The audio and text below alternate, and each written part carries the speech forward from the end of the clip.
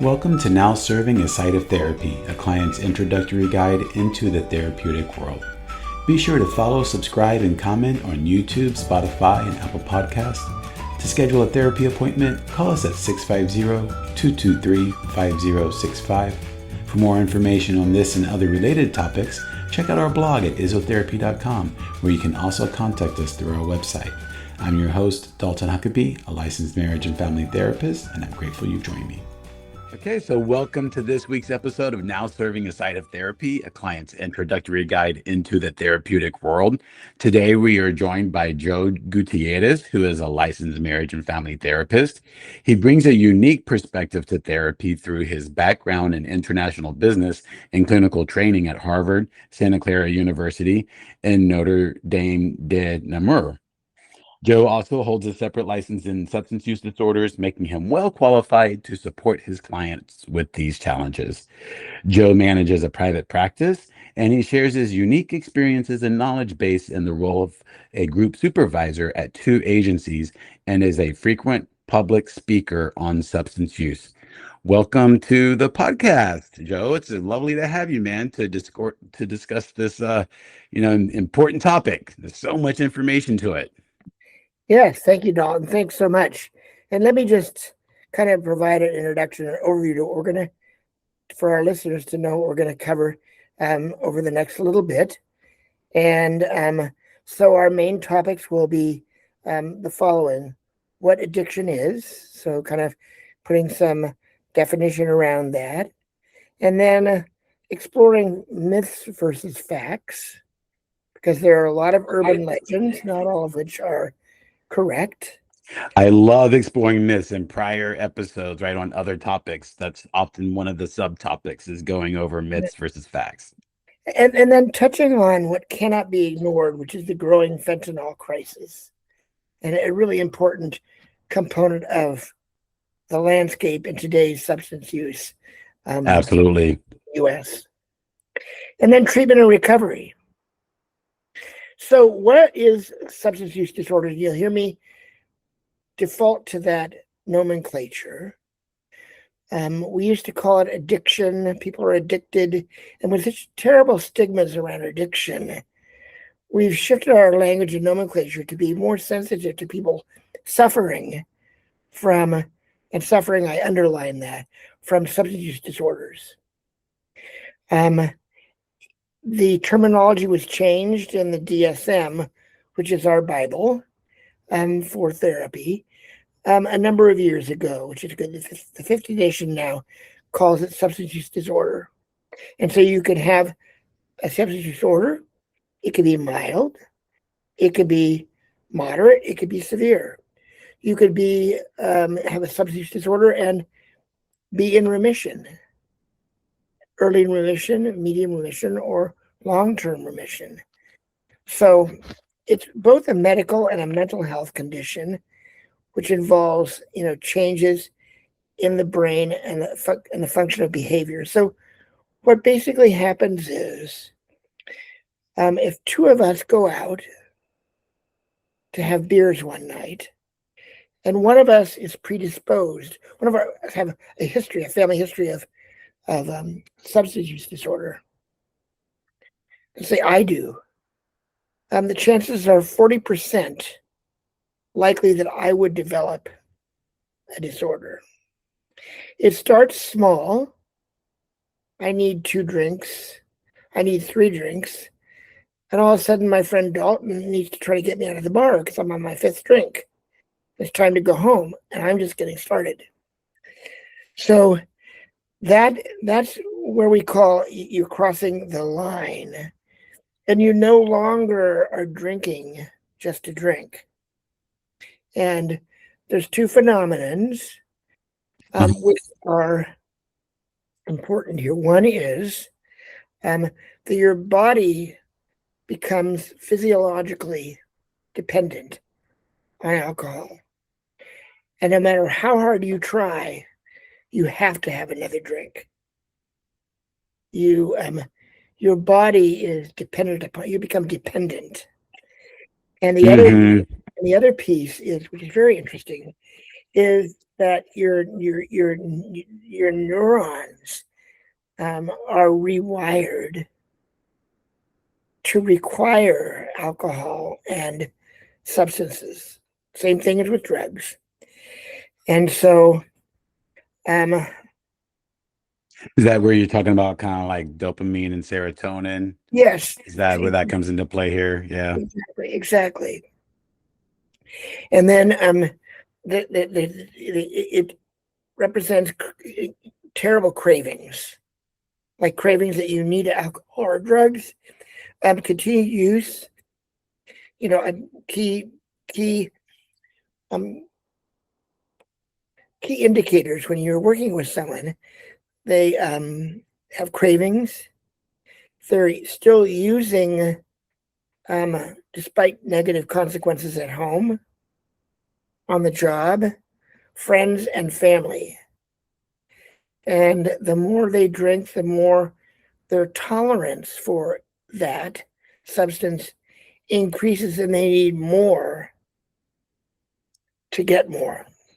Yeah, and I think that aspect, like you said, like despite the negative consequences, they still continue the use. And that is the baffling part, Joe. Right? They're like, even if they, sometimes at first we might even be in denial that, oh no, it's just impacting myself, right? It's not impacting anyone else, right? But then maybe say they do get to that place of being able to identify, oh yeah, I can see how I'm maybe like kind of it's messing, up my life in these other domains, right? And so, but even still, even when they're able to identify it, sometimes it's still hard to stop. And that's like the baffling part. Mm-hmm. It is baffling, but they've lost control.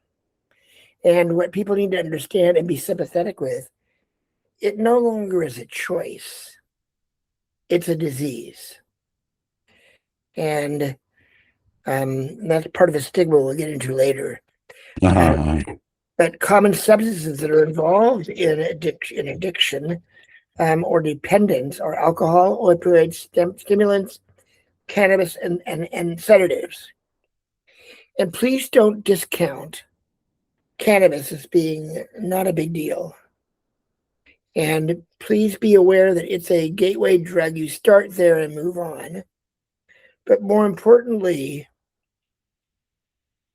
heavy use of cannabis by adolescents actually reduces short-term memory and can reduce IQ by 1 to 2 points.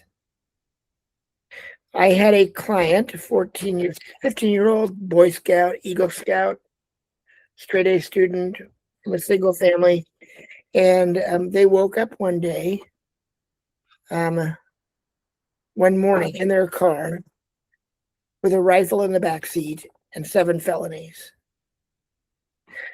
Holy crap.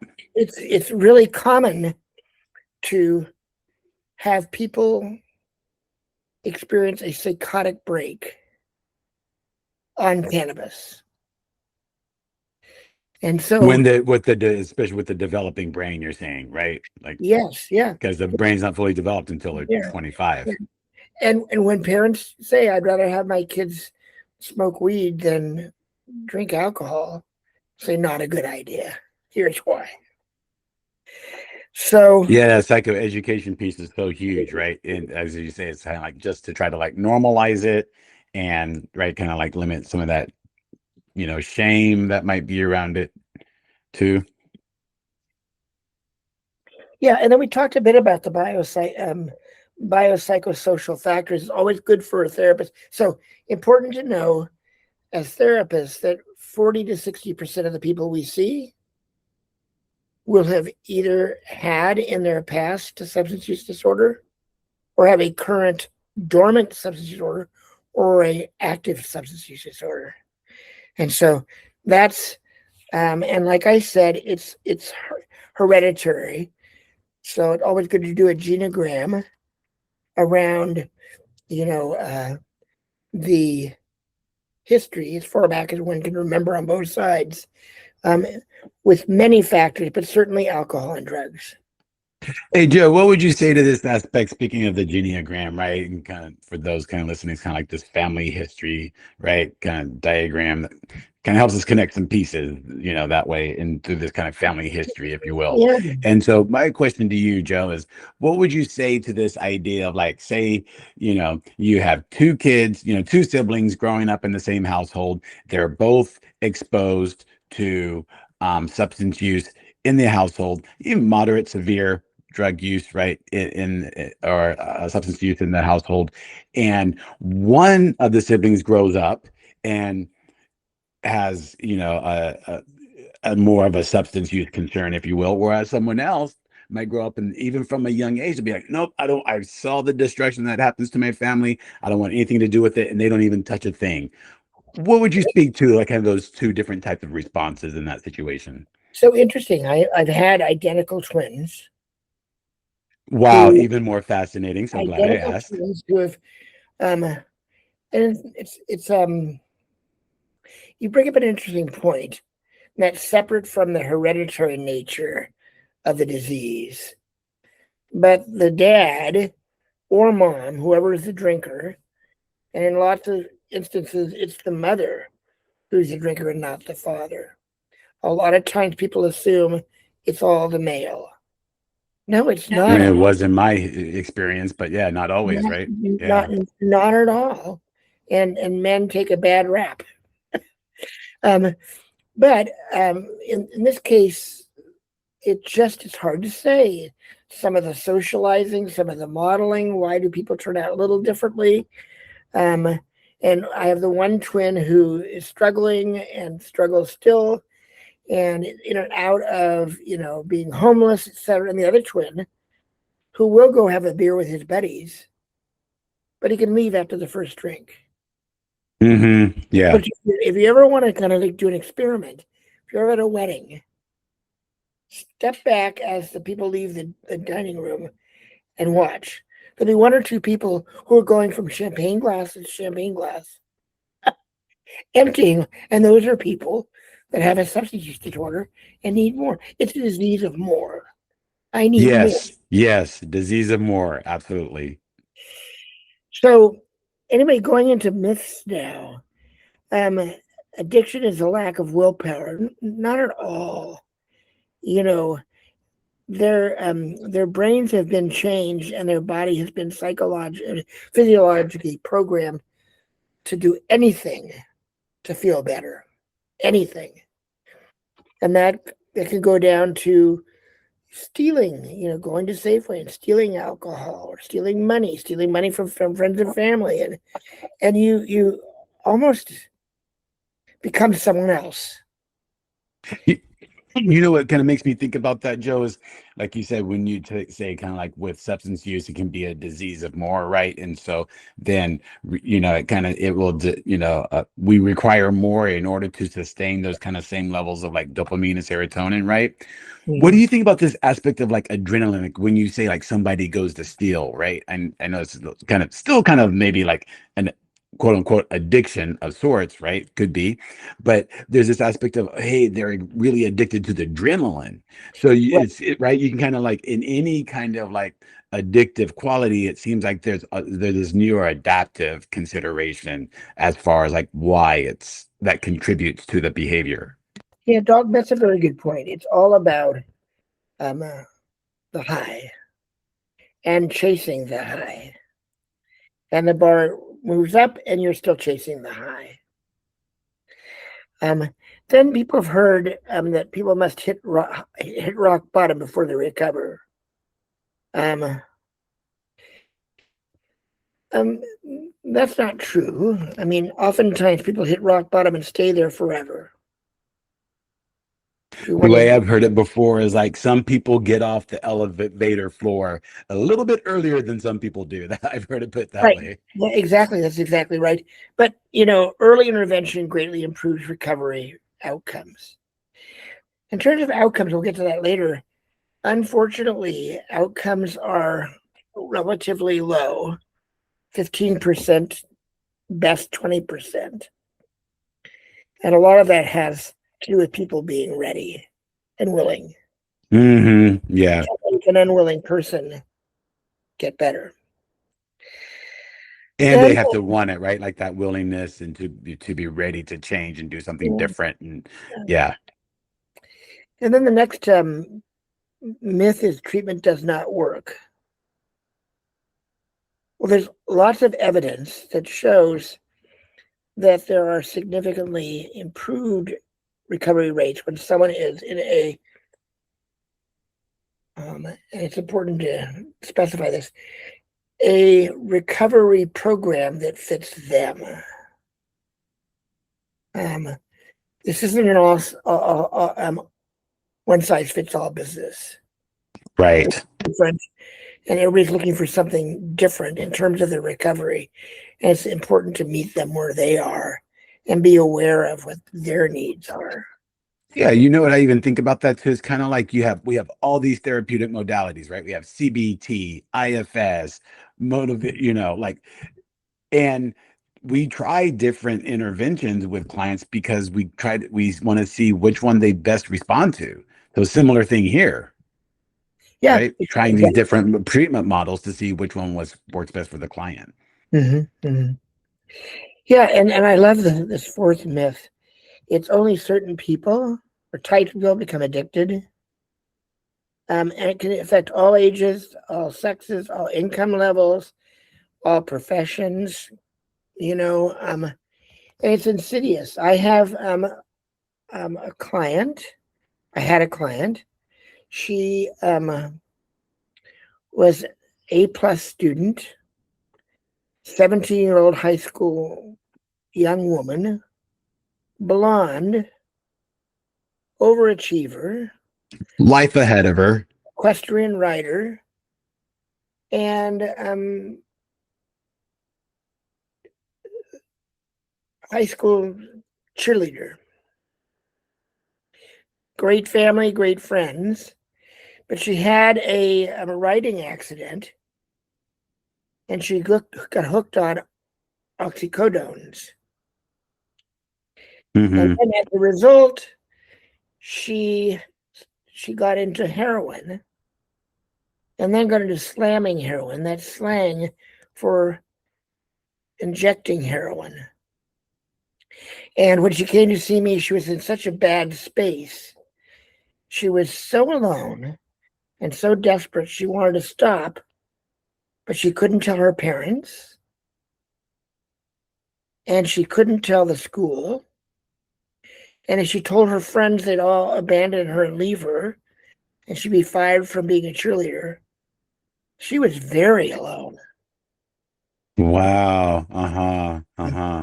So Yeah, that, that feeling like right you're in that place because especially if it's kept a secret, right? There can be that shame around it. And then yeah, what's the risk if I tell people, but what's the risk if I don't too? yeah. It's a sticky And so, situation. luckily, we found each other, and I was able to be someone that could help her and guide her, right?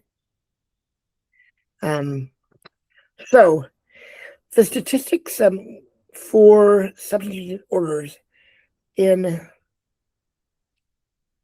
United States are staggering. Over 40% of Americans experience a substance use disorder each year. Of that, by far, alcohol remains the most common at about 20 million. Many people struggle with opioid use disorder as well. A lot of older doctors are I would say the geriatric audience is coming to a crisis because their PCPs are retiring, and their PCPs would prescribe oxys like candy. And all of a sudden, the new younger PCPs are coming in and saying, no, this isn't a good idea. And so you've got all these older people going through horrific withdrawals and with not a lot of support in the withdrawal. And yeah, you're talking about, I can't help but think like some, like risk factors, like as therapists, we're trained to I listen for risk factors. And would you say that there is an age range of whether, for females and males that are more likely to have a substance use disorder? No, Is that a thing? I think it goes throughout the age range, all of them. It's So not. again, to your point earlier, right? It can affect people of all ages, right? To that Yeah, point. yeah. Yeah. It doesn't discriminate. All ages, all sexes, um, all. Well, I will say there are certain populations. So the group at the highest level of substance use disorder are transgender people. Very Uh-huh. Uh-huh.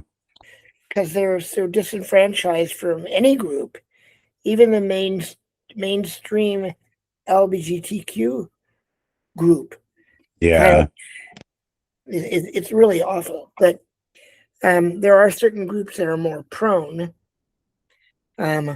Maybe low income African American and Latino populations, and I'm not quoting numbers, but I'm just speculating that I think that's, in my experience, that's where you'll find a lot of challenges. Yeah, with the socioeconomic status in some cases can have a influence there too. Yep. Now, the good news is that in the last 3 to 4 years, insurance companies and others have stepped up and become more supportive of making affordable treatment available. Great. A And much need a need indeed, yeah. yeah, and to give you an example, finally, there's five in San Mateo County. There's five Medi-Cal sponsored treatment facilities for residential treatment. But I did work at what I'll call a high-end, and there are many of these, at a high-end treatment facility where I met a lot of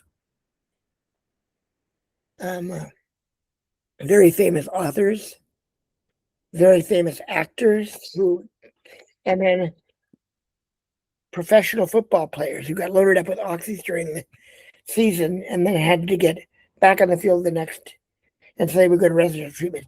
And this residential treatment was like $100,000 for 3 months. There's one. Jeez. There's one in Malibu, for example, where you go and you get hot rock massages and you get all this, and Yeah, luxury, right? it's a fortune. But more and more, we're finding that we're getting, the barriers to care are improving. Actually, now we couldn't have this whole conversation if we didn't talk about fentanyl.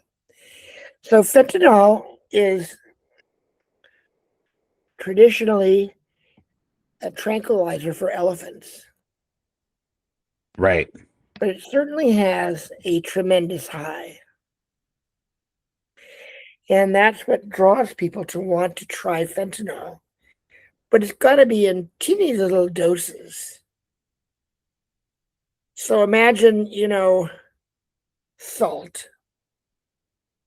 You put a half shaker into a marijuana cigarette, you'd roll it up and you'd smoke that whole thing.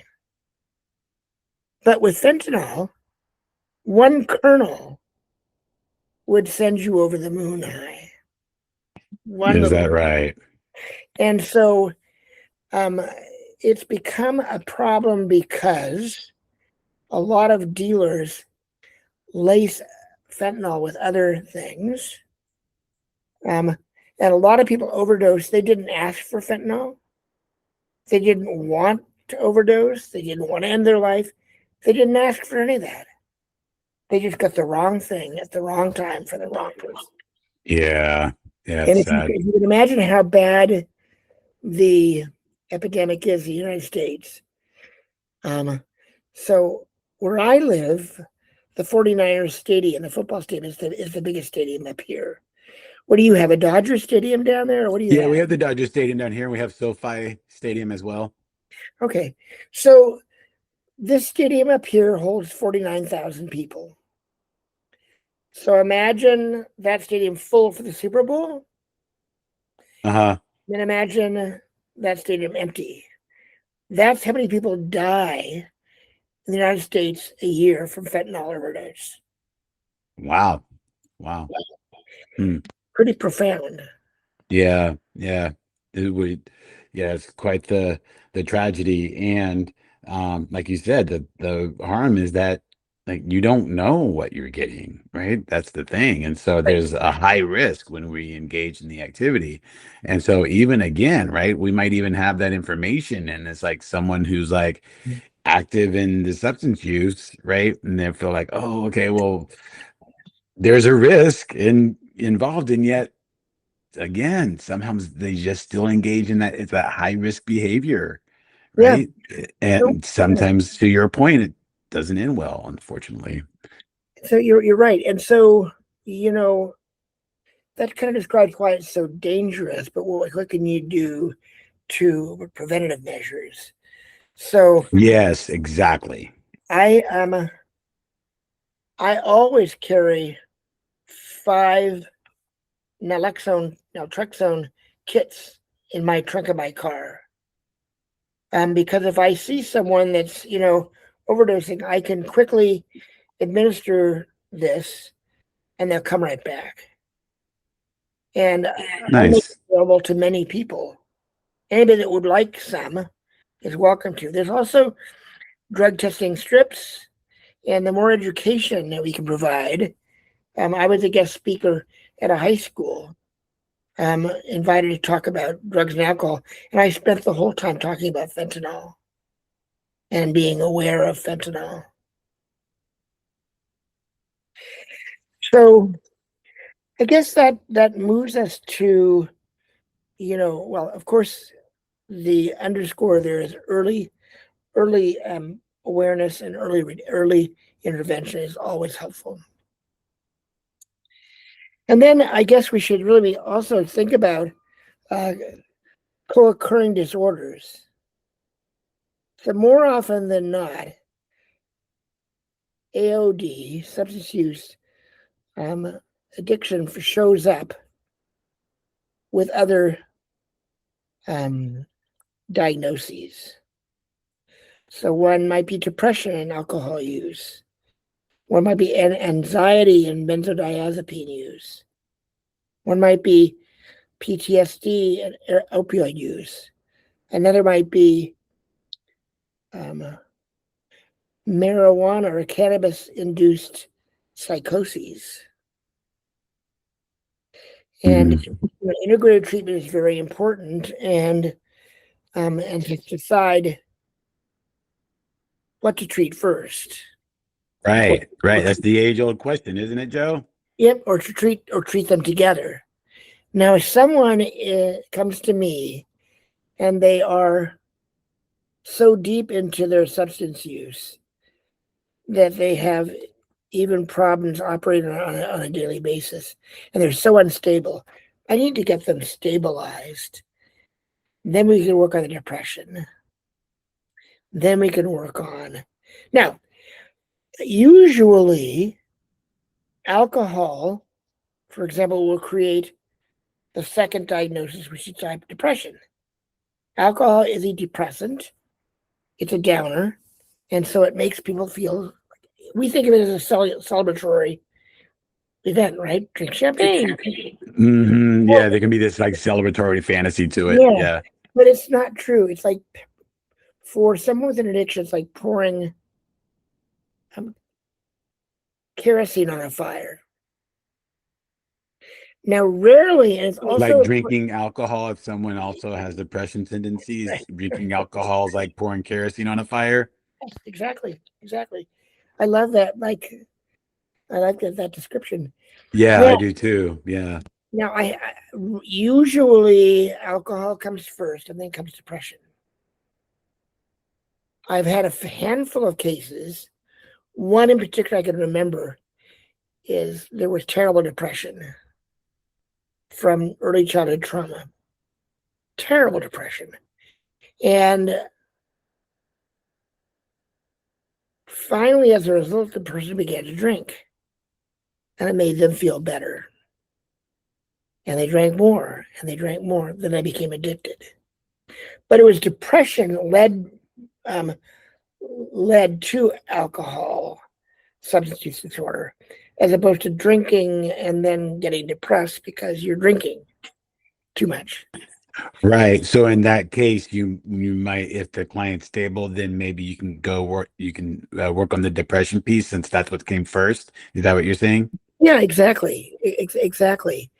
And so a lot of times I'll try to even send someone to a detoxification facility. Now, I don't know if I mentioned this before, and it probably will happen again before we finish, but alcohol is the only drug that will kill you if you try to go off it without medical assistance. It will kill you.